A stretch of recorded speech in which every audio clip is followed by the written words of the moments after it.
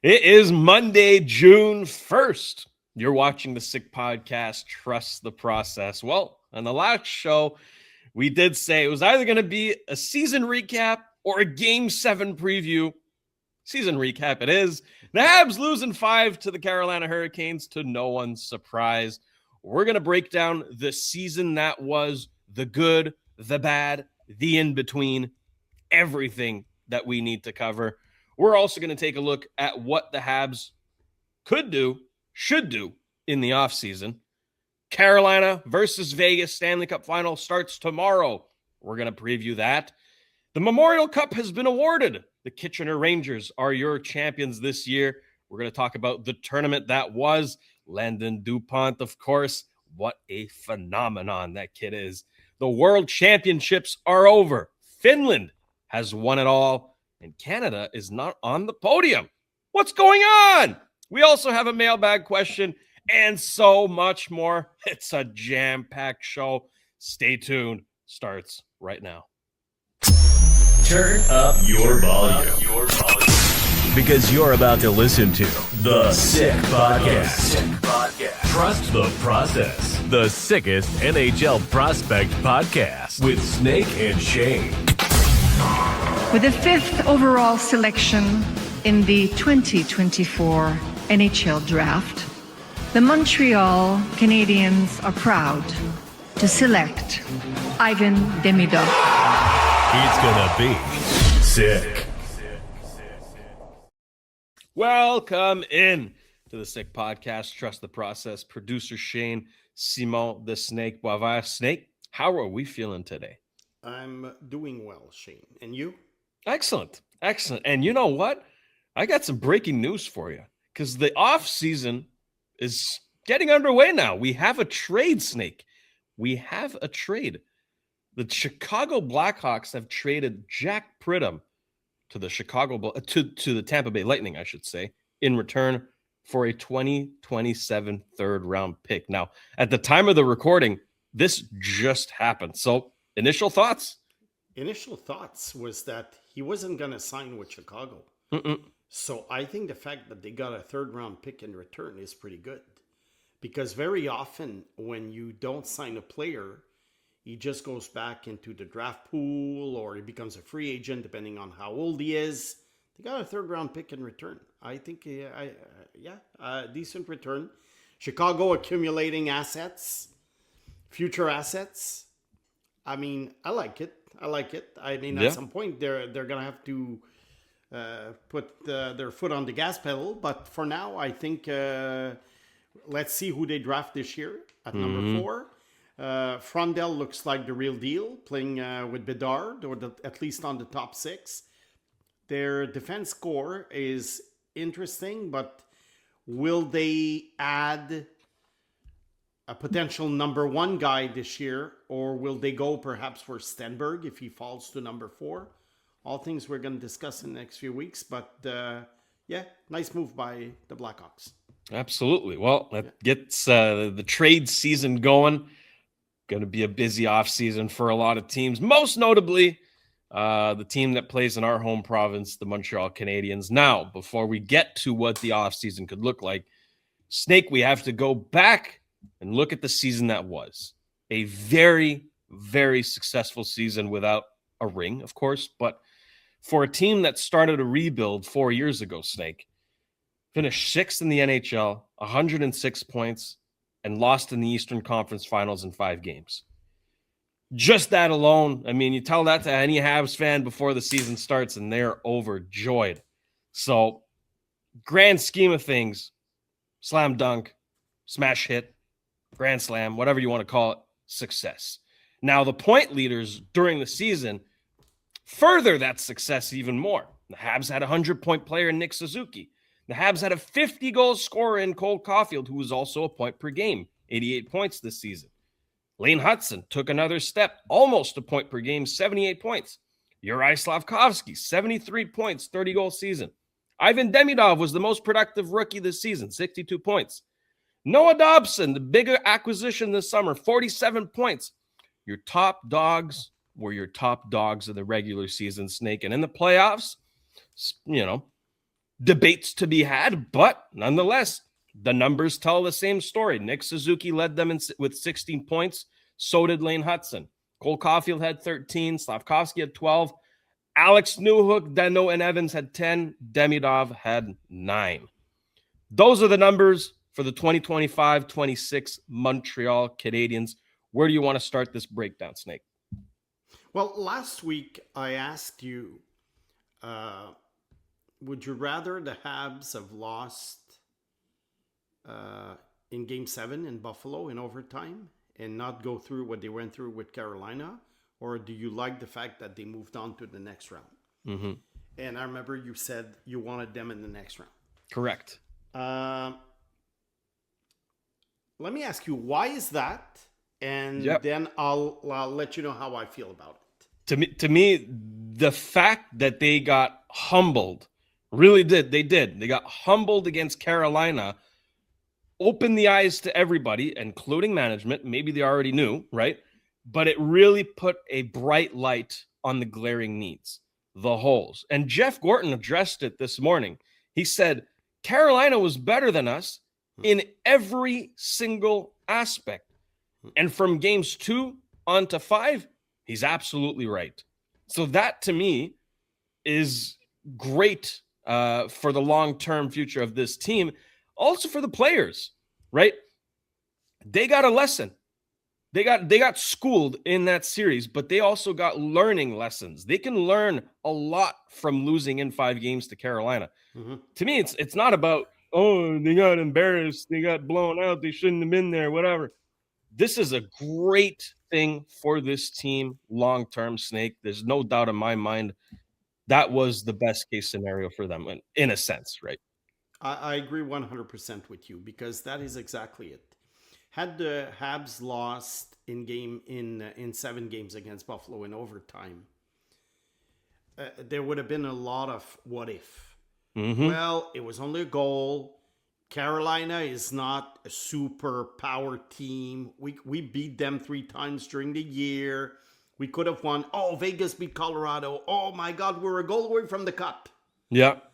I know we would have heard this, not from every fan. 100%. But we would have heard this. Mm-hmm. Now, as you know, every team, as it goes further and further into the playoffs, their weaknesses are exposed. And of course, because you know what? At the end, there's only one winner. There's only one cup winner.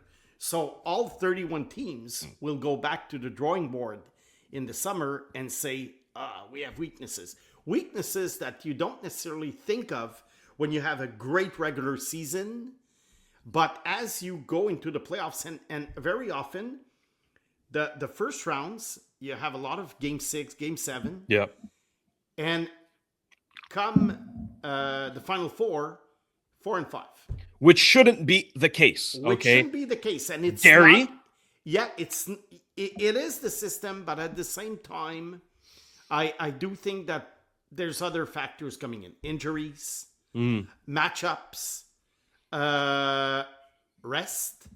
Okay? Because I don't think the Canadiens should use this as an excuse, but obviously they played 6 more games than Carolina. But you know what? Carolina deserved the rest because they won in 4 games. Of course. So you can always argue, well, Ottawa is not as strong as Tampa or Buffalo. That's true. And I agree with you. I'd rather have, I'm even more drastic than you are. I would have a 1-against-16 system. Oh, if travel wasn't an issue, I'm right there with you, Snake. To me, those are not excuses. It just exposed that, and Kent Hughes mentioned it this morning. It exposed some weaknesses on the roster. And when we talk about weaknesses, of course, when you have 106 points and you have a very good regular season, excellent regular season, if I may say, and the crowd is all excited, weaknesses is relative. Now, what were exposed were weaknesses relative to winning the Stanley Cup.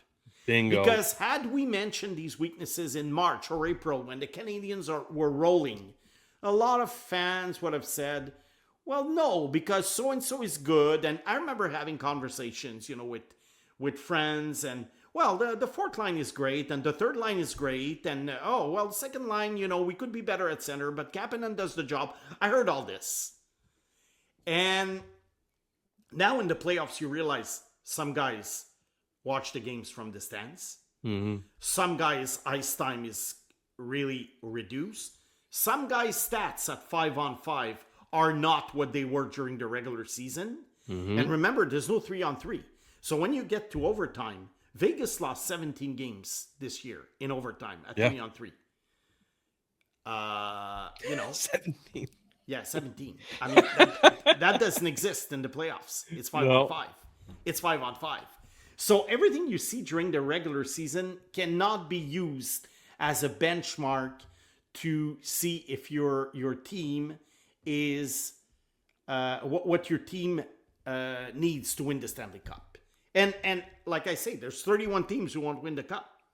Yeah. Don't you think that Colorado right now is not doing a lot of a big internal audit as to why they were swept by Vegas? I mean, that team was a juggernaut during the regular season. Yep. I thought they were going to win the cup easily. Well, easily. You know what I mean? I thought for once a President's Trophy winner would win the cup. Mm-hmm. Guess what? They're gone in 4 games against Vegas. So now they're watching this and they're thinking, okay, yeah, Makar was injured. But you know what? That's you can't use like this as an excuse. You have to see what your you have to look at how you were beaten.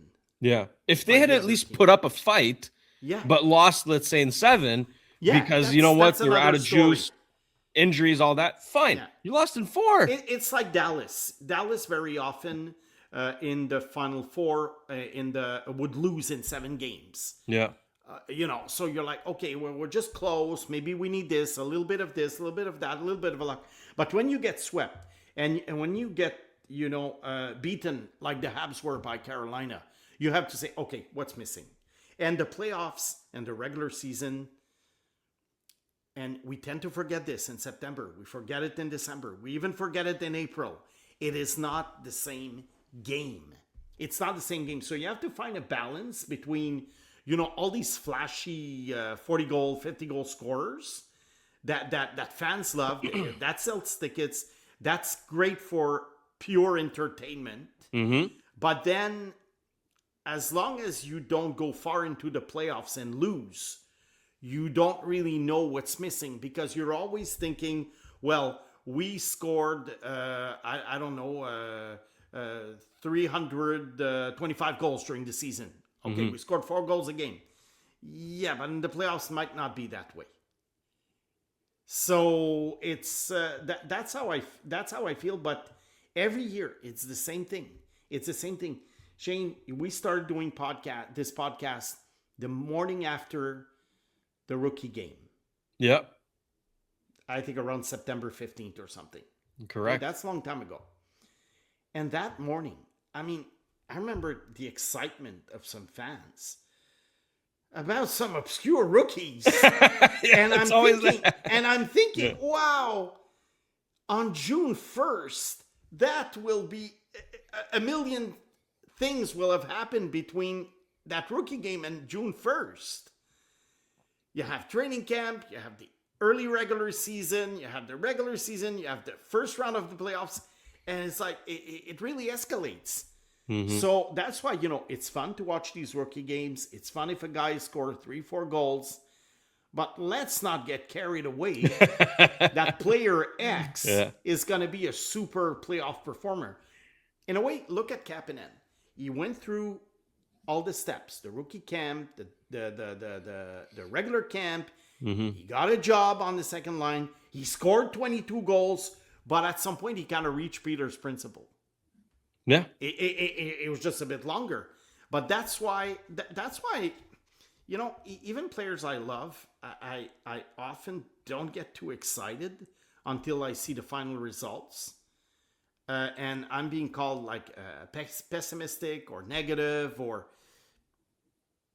look, I just try to analyze things in the most cold, objective possible way.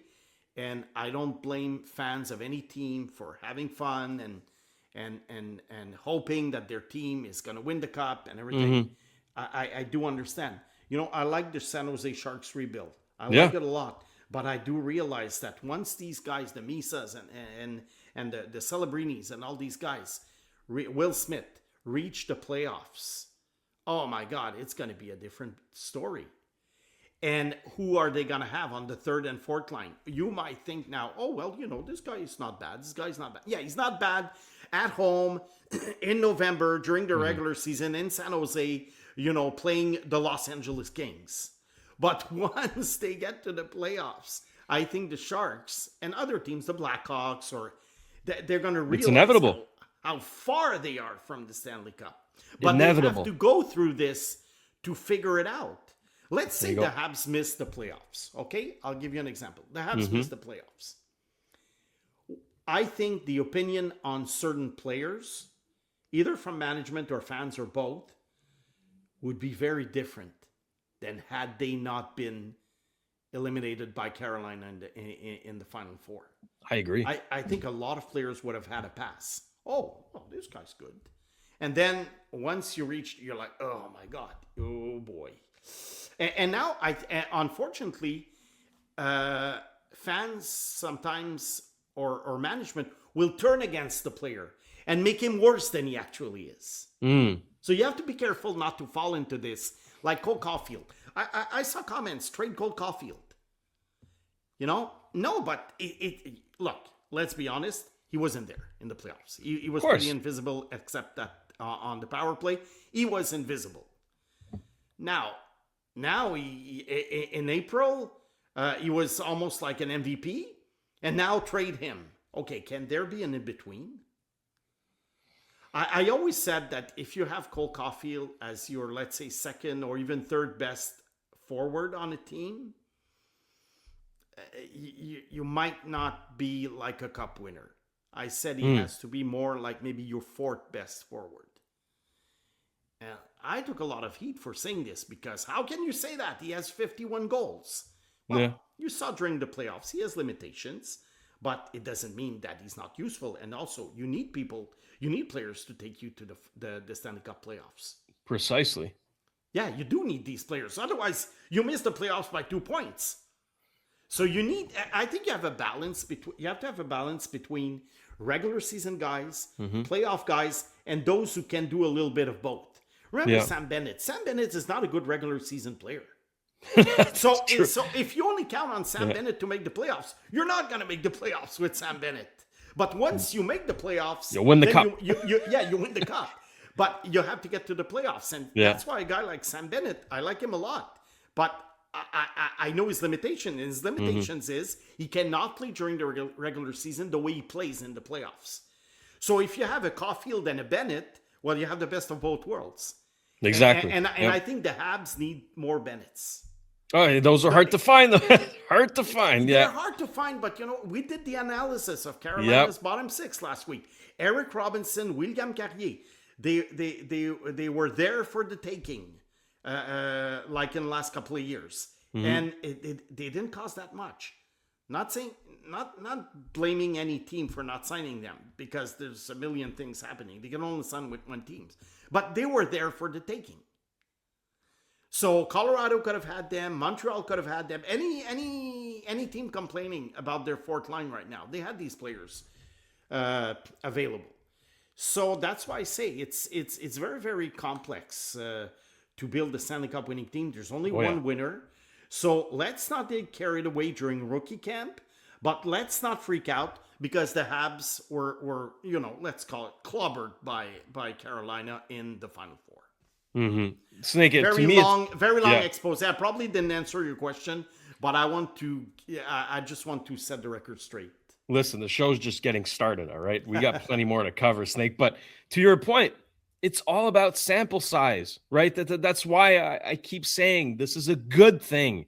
Long term, you got even more games to evaluate. Yeah. Overall, like this can only be good for management, for the players, everyone involved. Even though the loss was ugly, sometimes you need those ugly losses, right? Remember, Tampa got swept in the first round Yeah. the year before they won the cup. Yeah. That's it. I made the comparison with Edmonton from 1983 last year, that they were swept by the Islanders. And there's one listener who mentioned, well, you can't compare the Oilers from 83 to the Habs. I know that. It's not what probably you did, though. No, I probably didn't express it well. What I meant is that before winning cups, teams get, like you say, swept, massacred, clobbered, whatever you want to call it. Doesn't mean the Habs are going to win the cup. Doesn't mean the Habs are going to be the Oilers. I'm just saying that all of these teams went through growing pains. All of them. All of them. And Snake, it's also about gaining experience, right? Going through these playoff runs, at some point you start to understand what's different about the playoffs and how you need to adjust your game, what you need to do differently, what you need to do more of in the playoffs in order to have success, right? Guys like Cole Caulfield, this is only his third playoff run, right? Last year, he only played 5 games. You know what I mean? He went to the Stanley Cup final his first year, went to the conference final this year, right? So again, for players like that, they're still learning. It's still about gaining that experience. Long-term, this can only be a positive. I'd like to quickly go back on the playoff format if I can, because I have some thoughts. And listen, I'm not going to make this very long, right? But I'd just like to highlight the flaws. It's your pet peeve. There's many. We've identified many of my pet peeves, Snake. I'm not going to hide them at all. But that is one of them. It is one of them. So just looking at 1 through 8, right? If it went back to the regular format, 1 through 8. Yeah. The Montreal Canadiens finished 4th in the Eastern Conference this year. Yes. Which means they would have played the Boston Bruins in the first round and likely the Hurricanes in the second round. So if anything, the playoff format was sort of to their advantage this year in a sense. But again, the Habs who finished 4th in the Eastern Conference, their reward for that was to play the 3rd seed in the first round and the 2nd seed in the second round and the 1st seed in the 3rd round, which is fine. That's fine. Let's go to the West now, because I know some people are calling me Homer, okay? You're a Homer. You're only talking about the Habs. Let's go to the West now if we can. Yeah. The Minnesota Wild finished 3rd in the Western Conference. Their reward for that? The 2 seed. Yeah. Right away in the first round. Guess what? They beat them. Oh, my God. Who do you get to face now? The 1st seed. What? The Vegas Golden Knights finished 4th in the West, right? Their reward for that was playing 6th place Utah first round, 7th place Anaheim second round, and then 1st place Colorado in the third. But it's a flawed system, Snake. Everybody agrees. I would be with you on the 1 to 16 if it weren't for travel. I mean, if the Habs had to fly back and forth from Montreal to Vegas, Montreal, Vegas in the first round, maybe not. But actually, I don't think Vegas would have made the playoffs had it been 1 to 16. I think they finished 13th overall. Yeah. Anyways, it's just something I had to get off my chest. No, that's it. They wouldn't have made the playoffs in the East. That's what I meant to say. Exactly. But they would have made the playoffs 1 through 16. Anyways, it's a flawed system. Take a look at the NBA. To me, the NBA is, every round gets better. Yeah. The Western Conference Finals that we just saw. Yeah. Incredible. I think it should have been the finals, but then at some point, again, it's the 1 to 16 thing. Yeah. Snake, I'm a hockey fan, diehard through and through. I'm more excited to see Spurs against Knicks than I am Vegas against Carolina. I'm sorry. I see your point. Spurs, for a trust the process show, if we did basketball, I mean, the Spurs. Oh, my God. Listen, it helps when you win the lottery and you get to draft an alien. Yes. But nonetheless, but then they had 2 picks, the number 4th overall, the number 2nd overall. Yeah, they were lucky to get those picks, but they did great with those picks because basketball fans who follow the draft realize that there are a lot of busts in the top 10 in basketball, more than in hockey, more than in football. Yes. Yeah. So anyways, I think the NHL still has a lot to learn, and it's our job to kind of highlight those points there. So hopefully someone is listening. Moving on now, Snake. We've recapped the season. now it's time to preview the offseason. Yes. Let's start by prioritizing. Okay, let's rank the priorities for the Habs this offseason. I have 4 that I have ranked, but I'd like to hear your rankings first. I'm going to go with the priorities, but without considering the feasibility of it. Oh, okay, I'll explain. okay. Nice. I'll explain. Number 2 center is the number 1 priority. But same here. Is it that feasible? Is it that easy? I think it's doable. It's doable. But there has to be someone available. And then the trade has to match. Forget about free agents, but it's going to cost a lot.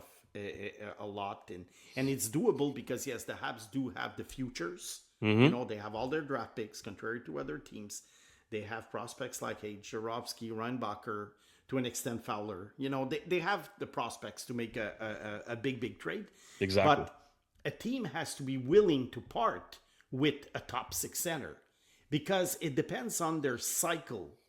You know, had it been, I don't know, a few years ago, I would have said, oh, Thomas Hertl was available. Yeah. But the Habs at the time were not ready to trade for a Thomas Hertl. I'm not saying he should have been the guy. I'm just saying that this is an example of a top 6 center who became available at some point because the San Jose Sharks were tearing it down. Now, who's tearing it down this summer? Maybe Vancouver has some players, but do you really want Elias Pettersson at 11.6? You know, unless they eat up $5 million in salary, then he's a 6.6 guy. But then if he's and do you really want him even at 6.6? See, that's another question. So I would say that's the number 1 priority, but doable. But I mean, chances are it might not happen. That's all I'm saying. Now, what is more feasible now is revamping the bottom 6. Of course. You know, revamping the bottom 6, modeling it around what Vegas has, what Carolina has, what Florida had. Also, let's not forget Florida. They were in the finals for three years in a row. They won 2 cups. So I think that is more. It's very important, more feasible. They could probably get 2 guys because we realize that Brendan Gallagher is not coming back. Yeah. And there are some players who are not fit for the bottom 6. Correct. So I think this is, you can look at the free agent list, you can look at the trade list, because teams are more willing to trade bottom 6 players. Of course. And if you look at most bottom 6 players, were not drafted by the team they're playing for right now. Mm-hmm. So that being said, I think it's priority number 2. Priority number 3, get another defenseman, a defensive defenseman, a tough guy who can play defense.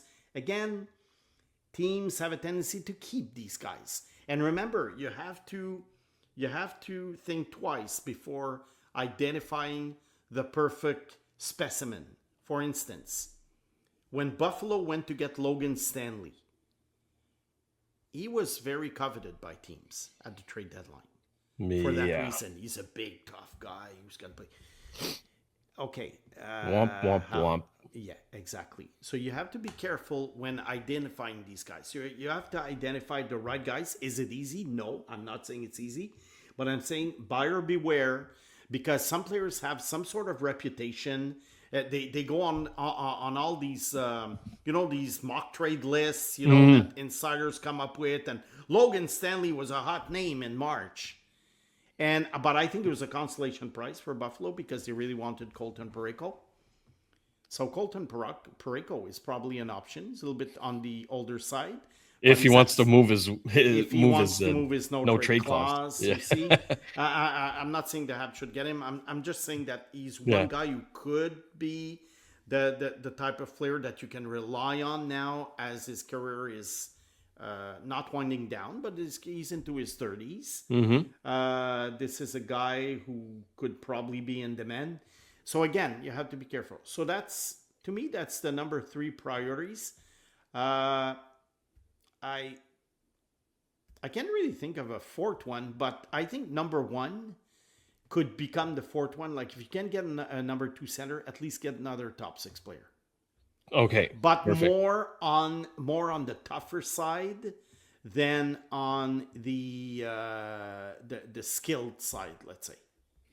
So, Snake, we did not consult each other beforehand, but apparently we did, because my list is eerily similar to yours. What's yours? My number one is a true top 6 center, and I say top 6 center because there's a specific name circling around that would become the Habs' first line center if they were to get him. We're probably going to do a whole show on that guy at some point, but I say top 6 center, a true top 6 center, not like an Alex Newhook who, can play center better on the wing, right? A guy who's actually a center that can play top 6 minutes, reliable second or first line. My number 2 is actually your number 4, and that's a talented, physical top 6 winger. Yeah. To me, there are 2 holes in the top 6. As much as I like Alex Newhook, I think he's a luxury third liner, right? If you have him on your third line, you're in really good shape, and that's where I want him, right? Yeah. The Habs are able to get a talented, right, a player who can play in the top 6 and produce, but also heavy on the forecheck, right, punishing the defense. That type of player, a playoff type player, that I think they could really use. My third point is a right-handed shutdown defenseman, just as you mentioned. Defensive defenseman. Fourth is an identity bottom 6 forward or forwards. Yeah. But that's, again, it's fourth because I find it's easier to get. And who knows, the Habs might be able to just use what they have in-house or sign someone, free agency, something along those lines. It's not like a, pressing matter, but it does need to be addressed. Yeah. Those are my 4 points. And we encourage everybody in the comment section to give us their ranking as well. What is the Habs' priority this summer? Rank them down however you want them. We'd love to hear from all of you. Snake, the other thing this offseason, it's actually in about 25 days from now, the NHL Draft is taking place in Buffalo, and the Habs are going to be picking 28th. Yeah. If they're picking, right? I don't think they're picking. Most people would agree with that. And if they are, they might move up the way they did for Michael H. That is an option. But I would be surprised if they actually pick 28. But look, I'm no insider. I have no clue. It's just a guess. Yeah. According to what's been done the last couple of years. Last couple of years, they traded these picks. 2 years ago, they moved up. Last year, they got a player out of it. Noah Dobson. Yeah. They had the luxury of having the 16th and 17th pick, which are way more valuable. Well, first of all, 2 picks than the 28th pick. The 28th pick, remember, historically, will give you a fourth liner, a third pairing defenseman, or a guy who will play in the American Hockey League. The perfect example for that, Snake. Because one thing we're going to do for fun, one thing we're going to do for fun in a future episode, although it's not an exact science, but we're going to look at who was picked 28 overall in the last 20 years. That gives you an idea. Yeah. Because one might say, yeah, but some guy at 29, yeah, okay, I know. But let's just stick to 28 just to make a point, and we'll see what the Habs can expect, and if it's worth keeping the pick or not. Again, players move down. Look at Zarovsky last year. I think had the Habs had the 28th pick this year and Zarovsky was available, they probably would have taken him. And, we'd be talking about a great late round pick. Anyway, go on. Exactly. An example to your point now is the Alex Newhook trade with the Colorado Avalanche. Yeah. The people look at it and they say, oh my God, they gave up a first and a second for Newhook. Yeah. The first round pick was 31st overall. Yeah. The second round pick was early second. They got Ethan Gauthier out of that good pick. Well, actually, they traded it to Tampa, who then selected Ethan Gauthier. But Colorado, with the 31st pick, they drafted Mikhail Gulyayev, who just KHL. Re-signed in the KHL.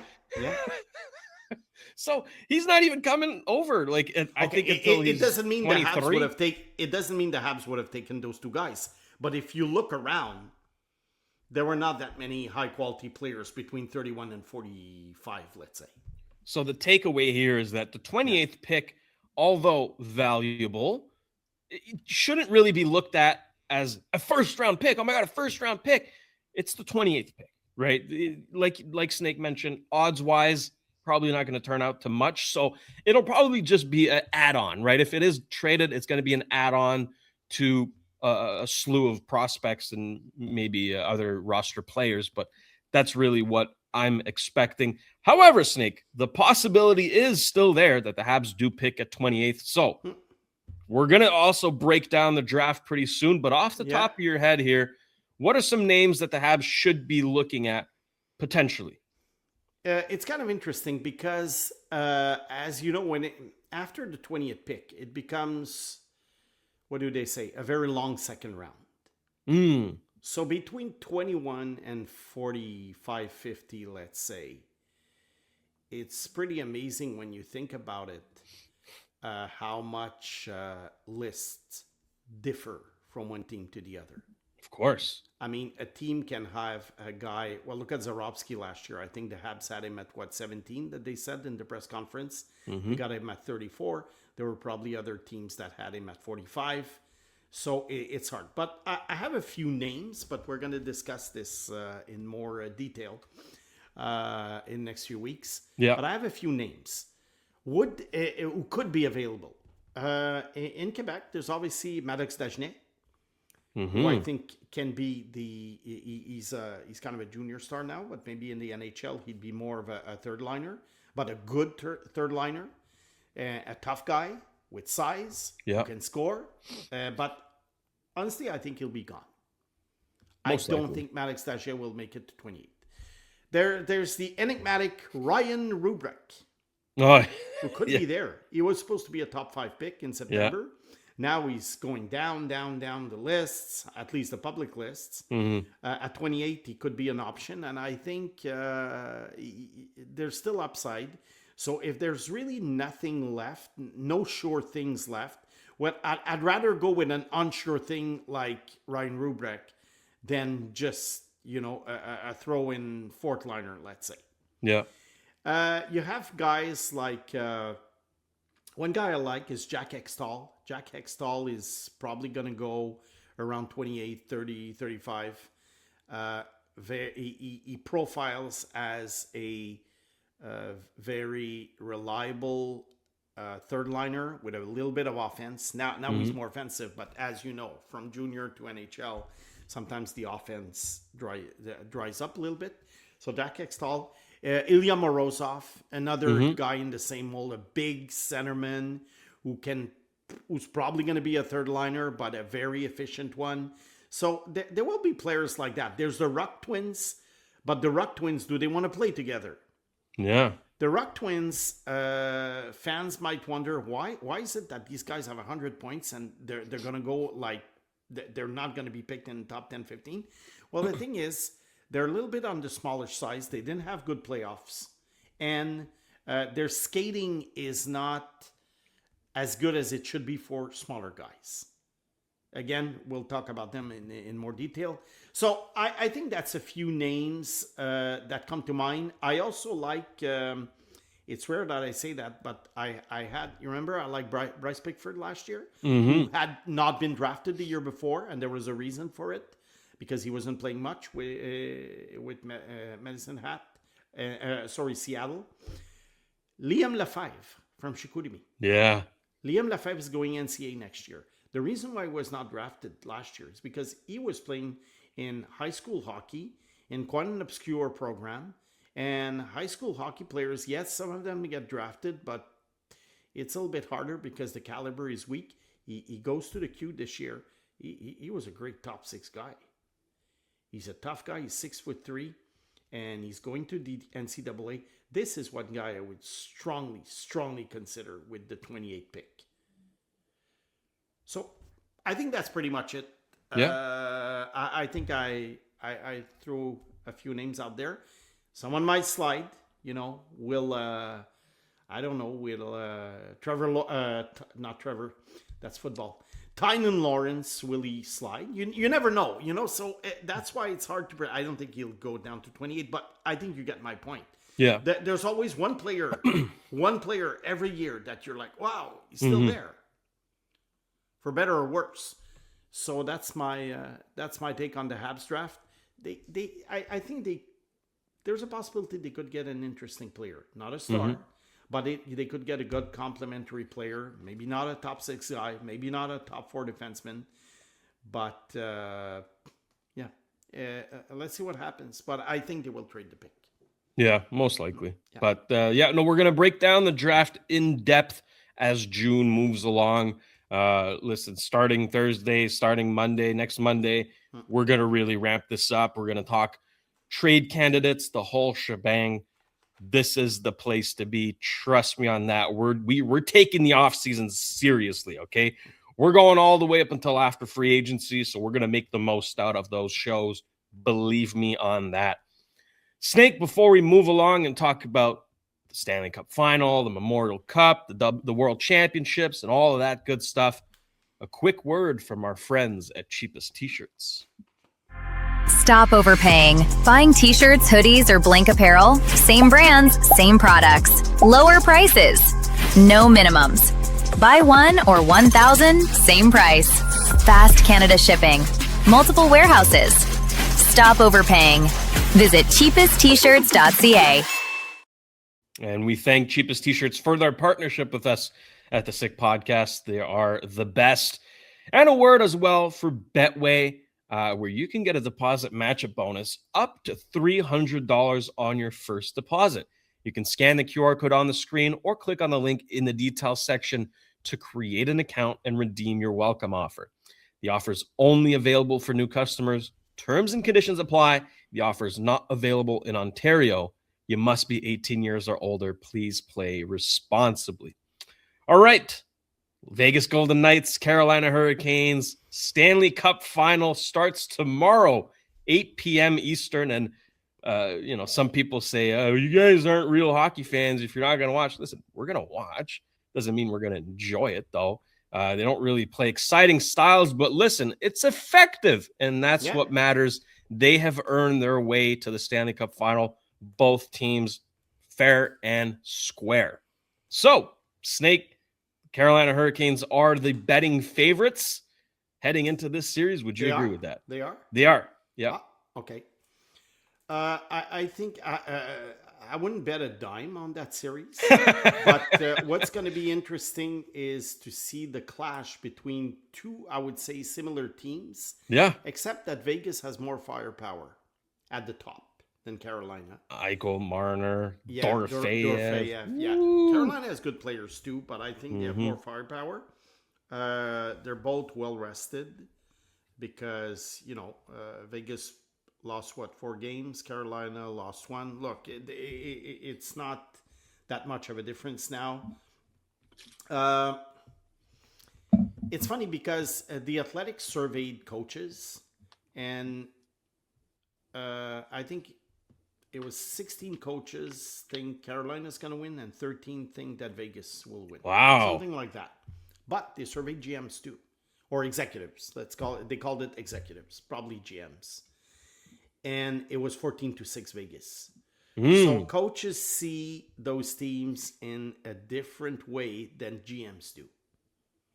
Wow. And since I'm not a coach, I've never been a coach, I'm more of a scout. So I probably see it more like the way the executives do. So I'll take Vegas. Interesting. Yeah, but don't bet the house on it. But if I have to make a prediction, I'll take Vegas. I think what's going to be interesting is the clash between two what appears to be similar styles. But once the matchup, once they get together, the result can be very different. It's like a recipe. You think that 2 ingredients are going to give you a certain taste, and then you mix it together, and you're like, ugh. And it happened to be recently at the restaurant. Uh-oh. Well, I went to a place where basically you can pick and choose what you put on your plate. And I thought it was going to be delicious, because I'm like, hey, I thought of it, and no cook is gonna tell me what to put on my whatever. Been there. Yeah. Been there. Yeah. And then I'm like, oof. And the ingredients were all top quality. I mean, it was all fine stuff that you can eat individually, and it's good for you. And I start eating it, and after 7 or 8 bites, I'm like, ugh, I'm sick of it. Because I probably put a little bit too much of this, a little bit too much of that. So all this to say that we don't know what kind of series we're going to have. You know, this series could be a classic. You never know. Or it could be a snooze fest. It could be one of the two teams wins in 4 or 5.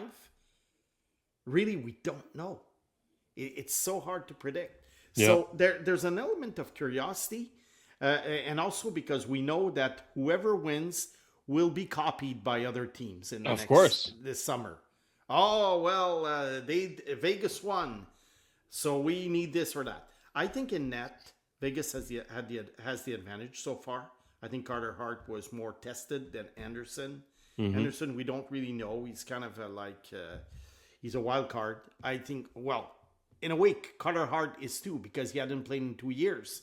But I think he's been better so far. And Carolina has home ice advantage for whatever it means. Hard to tell. I would go with Vegas. Who do you pick to win the cup? I'll take Carolina.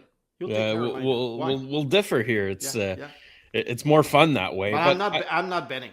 No, me neither. Sorry, Betway. Listen, you're all encouraged to go on Betway and put a few bucks if you're feeling confident. I am not. Listen, having seen Carolina for 5 games very closely, that is a well-oiled machine. Like, they've got 4 lines going at all times, 3 D pairings going at all times. Vegas probably has the better upside, right? Guys like Eichel, Marner, Dorofeyev, Thomas Hertl, right on defense, Shea Theodore, Rasmus Anderson, Noah Hannafin. They probably have more firepower in that sense, but I like Carolina's depth too much and their system. They execute to perfection. Unless they have 13 days off and they're rusty in game 1, I'm not worried. So I'll take Carolina for this one. And I'm well on record saying that's the team I'm cheering for. You know what? Let's do this, Snake. Let's change up the game plan. Let's go digging in the mailbag right now.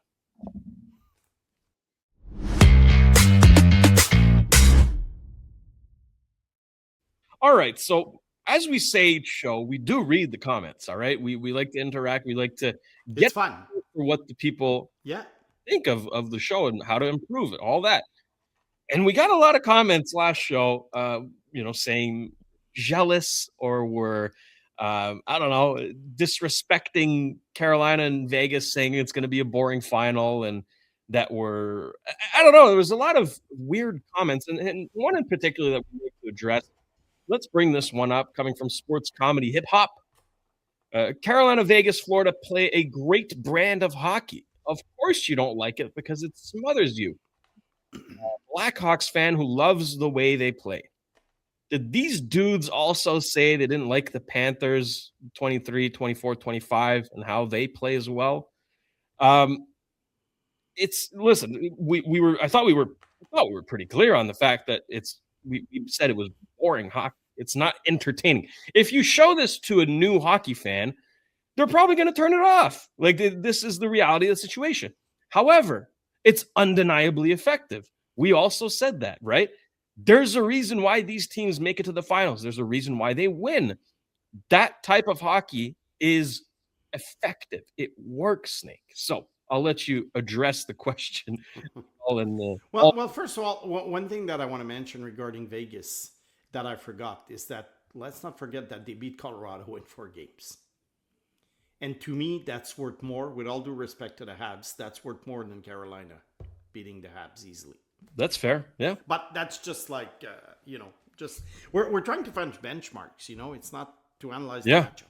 Now, regarding that question, look, it's kind of funny because I went on 98.5 FM in Montreal about 2 weeks ago after the Habs had won game 1. And Tony Marinero was there, and Stéphane Waite was there with the host, Mario Langlois.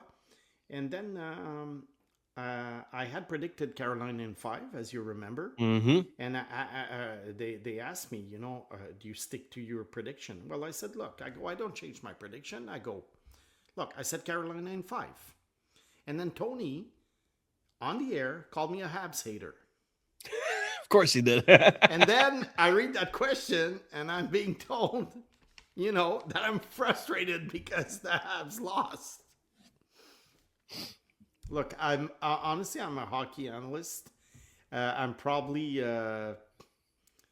more neutral than most people in the media here, and that's fine. Not blaming I agree. them.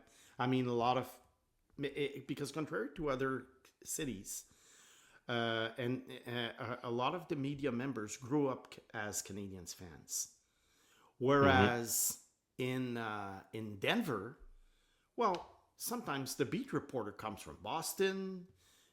In Seattle, the beat for the Seahawks, the beat reporter grew up, I don't know, a Dolphins fan in Miami. Quebec is a very particular market. It's like an island in North America, at least the French market. And it creates a situation where there is an attachment. And a lot of sports casters, they become sportscasters. They wanted to be sportscasters when they were kids because of the Habs.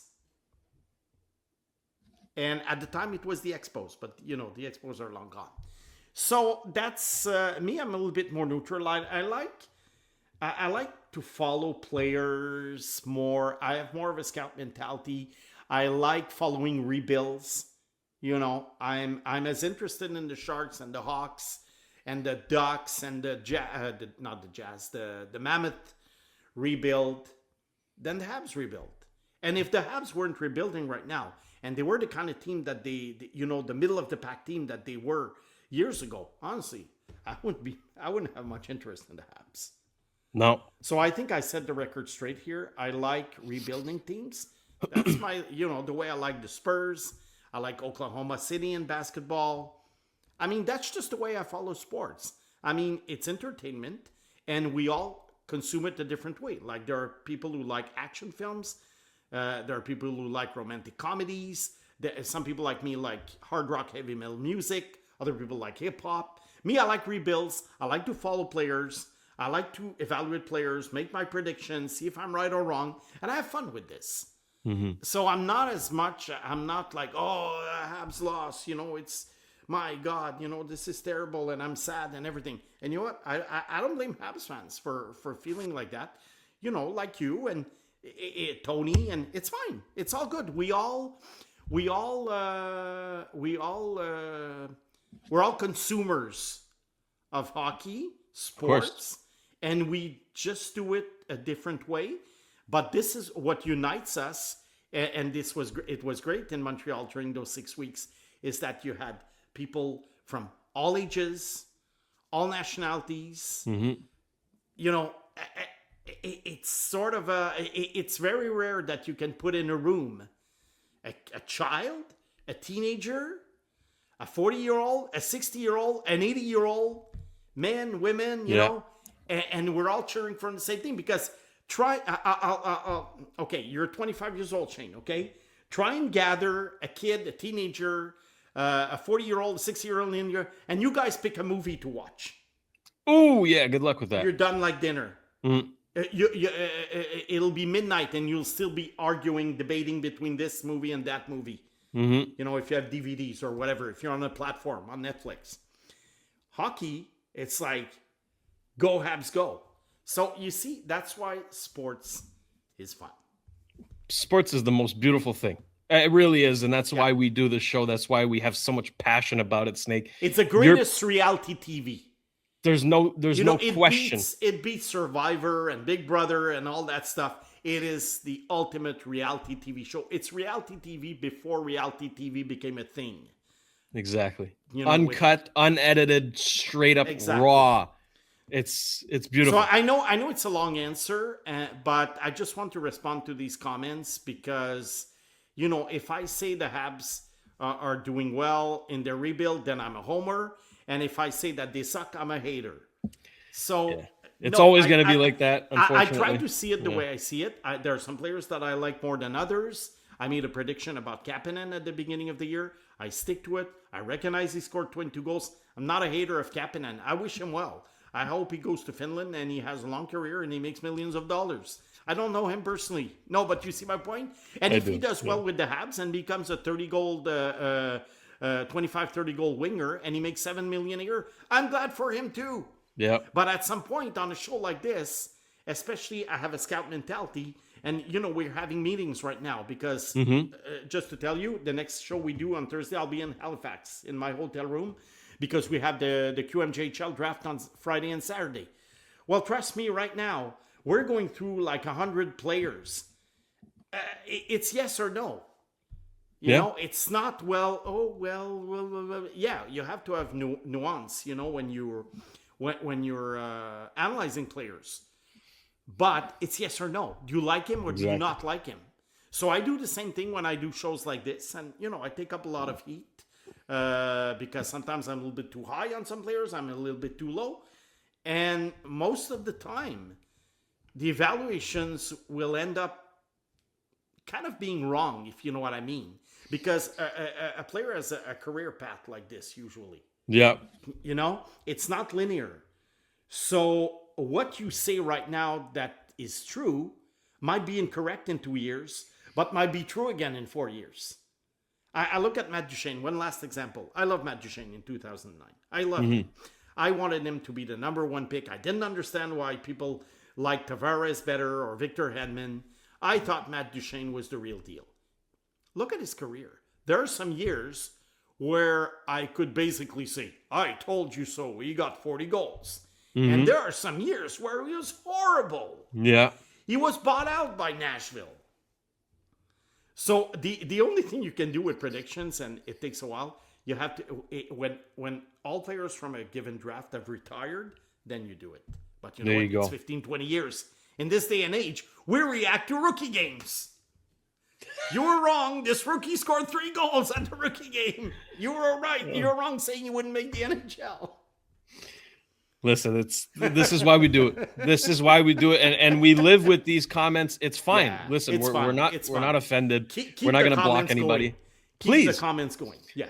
Every comment helps the algorithm, by the way. So even if you want to call us idiots, we invite you to do so. It helps. But we have the right to defend ourselves. Exactly, and this is what we're doing. Snake, we're open books. We don't lie on this show. We don't pretend like we're somebody else. No. I can attest. You are not a fan, right? I am. Like I'm not going to pretend I'm not. I am. I grew up with the Habs on my TV since I was 7 years old, right?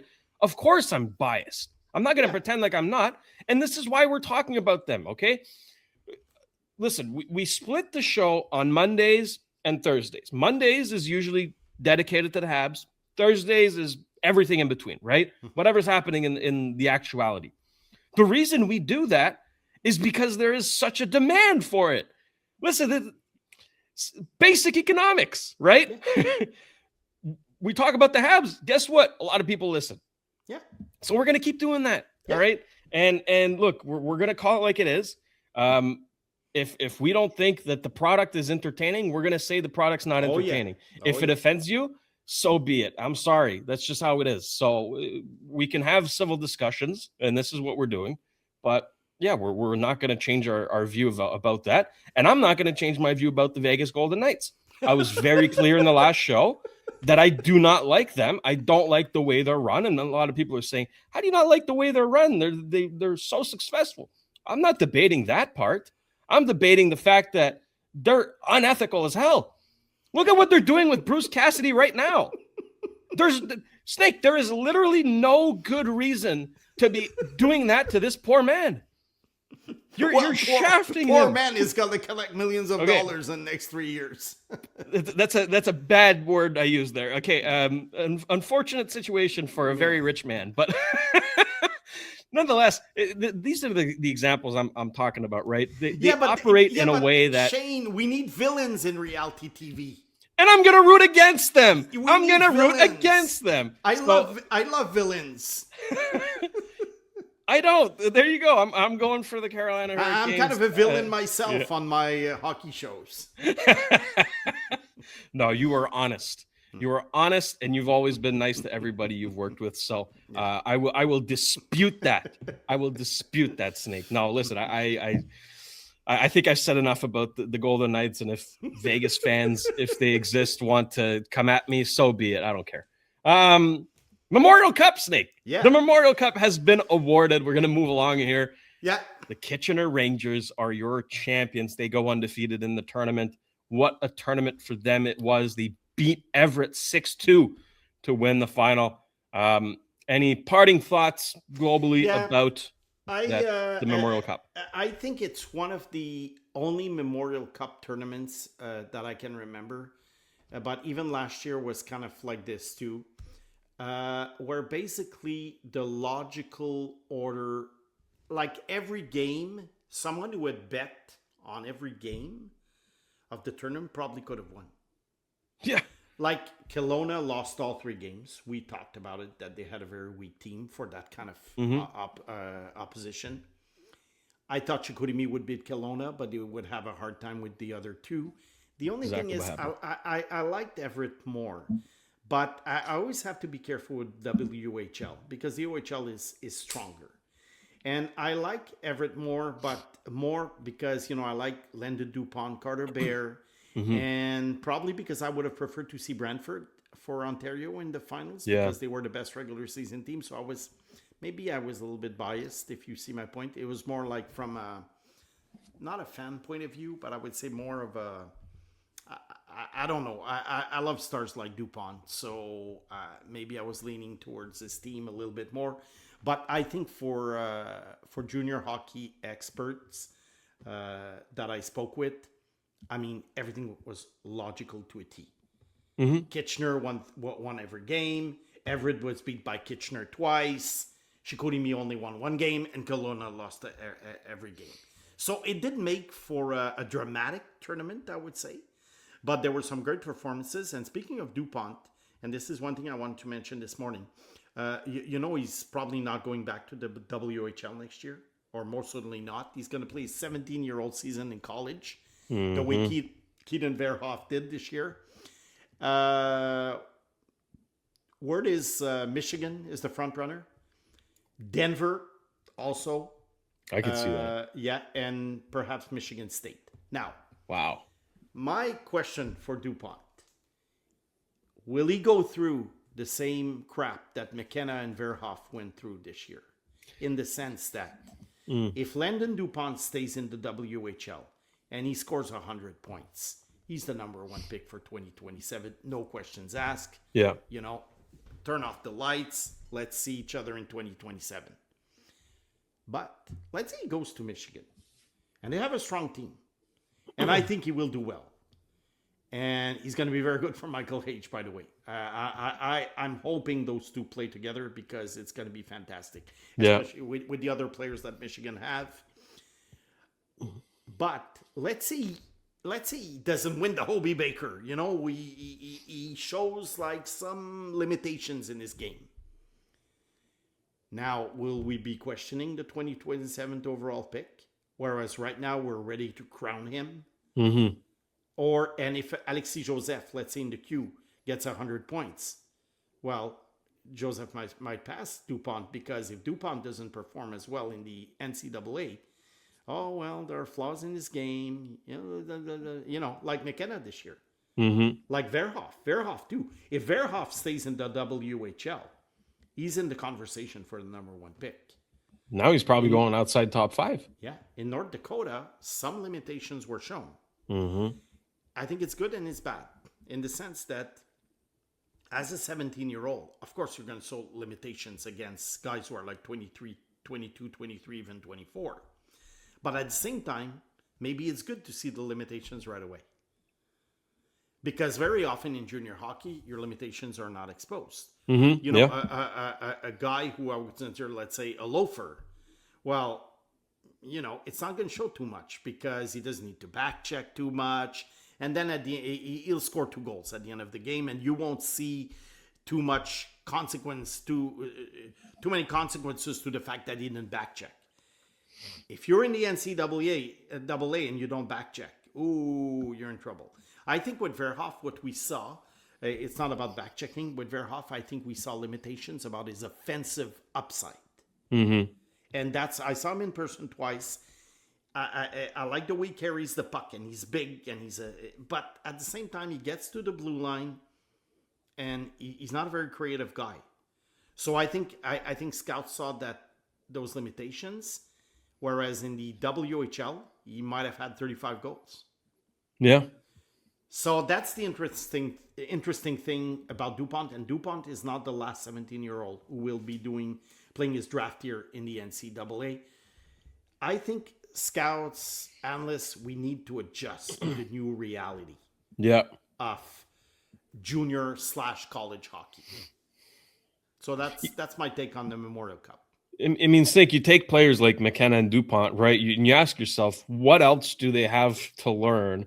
How much can they really grow staying in the WHL, right? Like, this is the logical next step for a player of that caliber. And maybe McKenna had a few roadblocks. Overall, I thought he was pretty good. But nonetheless, if Dupont goes the college route, I think it makes sense. And if it's, any of the teams you mentioned. 2 years experience. Exactly. Verhoff had only played 1 year in the WHL, so he could have waited another year. But Dupont played at age 15. I think Dupont, I see a Macklin Celebrini type of pattern where Celebrini dominated at Boston University at that age. I think Dupont might be the equivalent on defense, especially if he goes for Michigan. I mean, I'm looking forward to the schedule because I have to organize some trips next year to go see those guys. Oh yeah, that's can't miss hockey. But I think that's the logical next step, and great programs that he can learn from. And ultimately, I think NHL teams will also appreciate the fact that he wants to test himself, right? That's what it is. You're not taking the easy path here. You're changing teams. You're going to a new country. And money is also... you know what? You're handsomely compensated, but that's... Oh, yeah. Well, usually... look, McKenna got almost $1 million Canadian this year. Obviously, if he has a great career, it's going to be pocket change for him. Yeah. But if he doesn't, well, I hope he puts some money in the bank. Yeah. If you're a young rising hockey star, invest in a financial advisor. That's my advice for you. In fact, there is something I want to talk about on Thursday. It just gave me the idea. It has to do with baseball mostly, but also football and basketball. But maybe hockey will get into this, where there is an investor, quote unquote, who gives an advance to a young ball player, let's say when he's 16 or 17, let's say $1 million, $2 million, $3 million. But then in return, so if the guy doesn't make it, he keeps the money. But in return, if he makes it, he gives a percentage of his lifetime earnings to the investor. So it could be a thing like, I give you $5 million now. You don't have to pay me back anything if you break a leg or if you don't develop as well as we think you will. But if you make 200 million, we get 5% or 10%. That we'll is talk about interesting. it on Thursday, and you're essentially betting on that player. You're betting on that player, and it might seem a little bit immoral, but no, it's not illegal. No. It's kind of a controversial practice, but there are investors right now who bet on the future of our players. So we'll talk about it, and let's see in hockey if this could happen. But I'll tell the story of Fernando Tatis Jr. His father used to play for the Expos. I'll tell the story of Fernando Tatis Jr. There's a lawsuit right now going on. We'll talk about it on Thursday. Yeah. Like, listen, you know what to do, people. Subscribe, hit the like button, hit the notification bell so you are notified when we upload on Thursday. That's can't miss stuff. I'm excited for that. Last point we're going to make today, Snake. The World Championships are over. Yeah, and not much to talk about. Team Canada finished 4th. Yeah. They lost in overtime to Norway, for the bronze medal. That is a kick in the nuts. Finland wins gold. Switzerland wins silver. Obviously we got to talk about Team Sweden as well. A particular player, Ivar Stenberg, finished with 8 points in 8 games. Point per game player, 4 goals, 4 assists for the draft eligible player. That is some enticing stuff. Yeah. I think he had a great tournament. So did Viggo Bjork, and I think he showed he could play against NHL players. It might be, he scored a beautiful goal that most people saw, I think, on the social media last week. I think it shows that the guy can play. Now, how good will he be? Does he deserve to be the number 1 pick? That's another story. You have to look at the whole body of work. You have to look at McKenna and Chase Reed, the defenseman. But so far, so good. Viggo Bjork, he's a smallish centerman.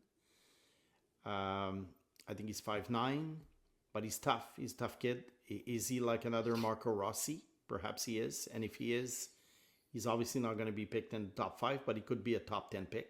Like Rossi was. Wasn't Rossi like number 9 or number 10? I believe 9. Like that? I'll confirm. So he could be. So there are limitations with these smaller centermen, but 9. He's 9th. He's highly talented.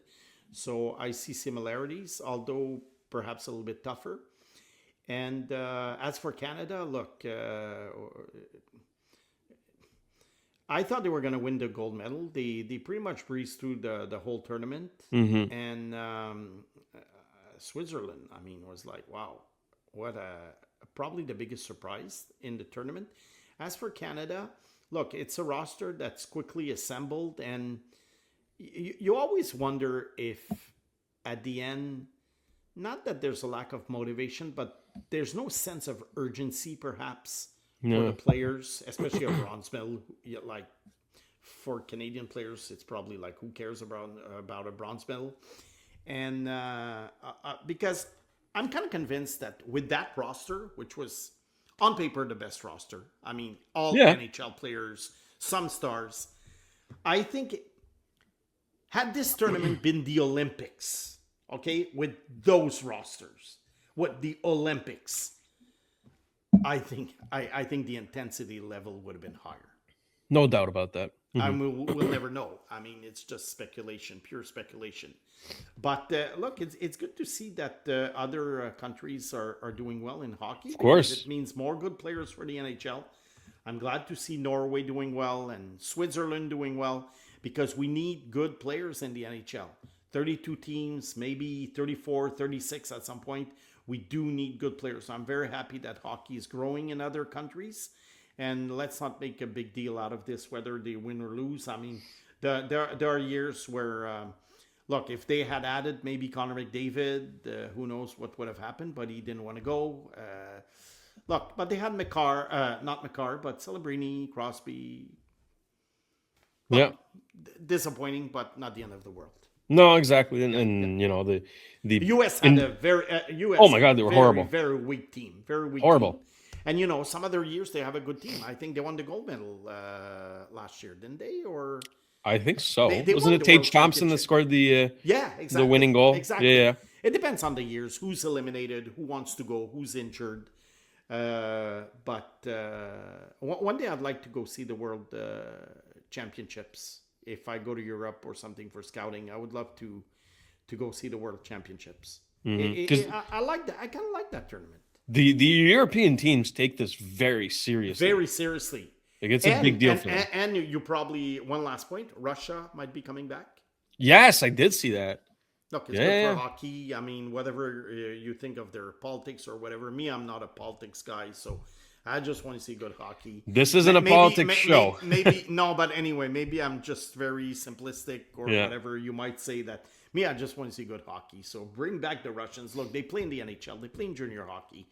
I mean, they have nothing to do with all this. Bring them back, and you know, we'll have one more good team to watch. And you know, like I say, it's they still can put together a very good team. I mean, although Ovechkin and Malkin are getting older, they can still put a pretty good team on the ice. Best on best. A medal worth type of team. Maybe not a gold medal worth type of team, but a medal worth team nonetheless. It would add to the rivalry of Canada-US. You bring no back doubt the about Russians, so there's like a 3-team rivalry. It would be fun. Yeah, and look, you got teams like Finland who just won. Switzerland's a powerhouse. Sweden can always win. So Czechia, right? There's a lot more competition nowadays, and I really like that. Yep. So now the only hockey left is the Stanley Cup final. We're going to talk about the first few games on Thursday. American Hockey League 2, but we'll touch base on it next Thursday. They're not yet at the finals. It hasn't been a very exciting playoff time, but there are some rookies who did well, so we'll talk about this. There you go. Show. So Thursday is going to be jam-packed, and of course, send in your questions, your topic recommendations, whatever it may be. Use that chat, okay? We can communicate. It's fun. Even if you have criticism, adjustments you'd like us to make, we're open-minded. Send in your comments. For Simon the Snake Boisvert, I'm producer Shayne. Thank you to producer Jimmy back at Master Control. This has been another edition of the Sick Podcast. Trust the process. We're back Thursday. Take care. And that's a wrap. Hope you don't miss us too much until next time. Follow the Sick Podcast, Trust the Process on YouTube, Instagram, Facebook, Google Play, and Apple Podcasts.